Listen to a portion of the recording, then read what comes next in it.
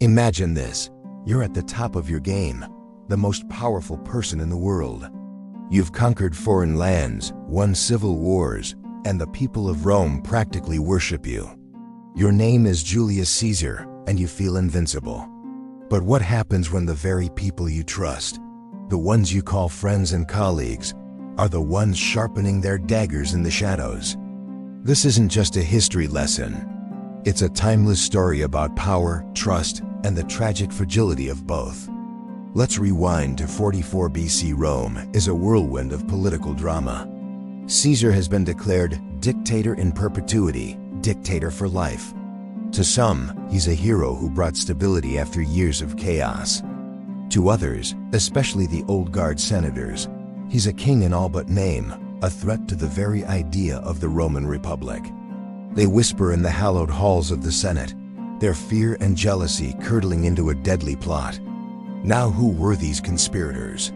You might picture a cabal of shadowy villains, but the reality is far more chilling. These were Caesar's peers, men he had fought alongside, pardoned after defeating, and even promoted. The ringleaders were Marcus Junius Brutus and Gaius Cassius Longinus.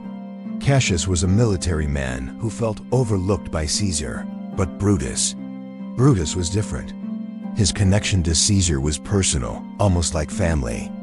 Caesar had shown great favor to Brutus, pardoning him after he fought against him in the Civil War and giving him prestigious positions. Brutus was seen as a man of honor, a descendant of the legendary hero who overthrew Rome's last king. It was this legacy, this pressure to uphold republican values, that the conspirators exploited. They convinced Brutus that assassinating Caesar wasn't murder. It was a patriotic duty. Caesar wasn't completely blind. There were warnings, omens everywhere. A soothsayer famously told him to beware the Ides of March 15th.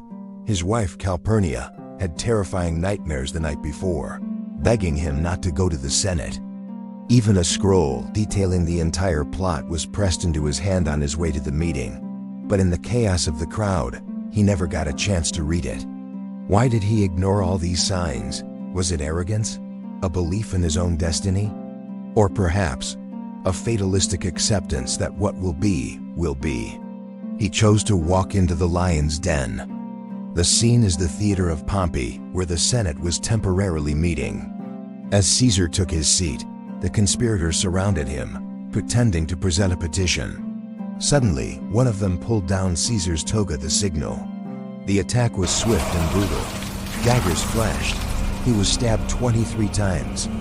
Amidst the chaos, amidst the faces of his attackers, he saw him, Brutus.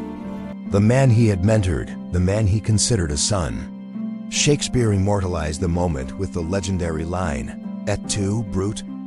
And you, Brutus?" Whether he actually said these words is debated by historians, but they capture the ultimate heartbreak of the betrayal. Seeing Brutus among his assassins was the final blow, the one that broke not just his body, but his spirit. He pulled his toga over his head and accepted his fate. But here's the great irony. The conspirators thought they were saving the Republic. They called themselves the Liberators, but their act of violence didn't restore freedom. It plunged Rome into another 13 years of bloody civil war. The power vacuum Caesar left was filled not by the Senate, but by his heir, Octavian, who would go on to become Augustus, Rome's first emperor. In trying to prevent a king, they paved the way for an empire. The very thing they feared, they created. The story of Caesar's fall is so enduring because it speaks to a universal human drama. It's a cautionary tale about how ambition can curdle into jealousy, how power isolates even the most popular leaders, and how the deepest wounds are often inflicted by the hands we thought were there to help us.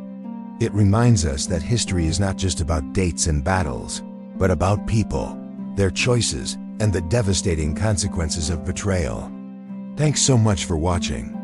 If you found this story as fascinating as I do, hit that like button and subscribe for more deep dives into history's most epic moments. See you next time.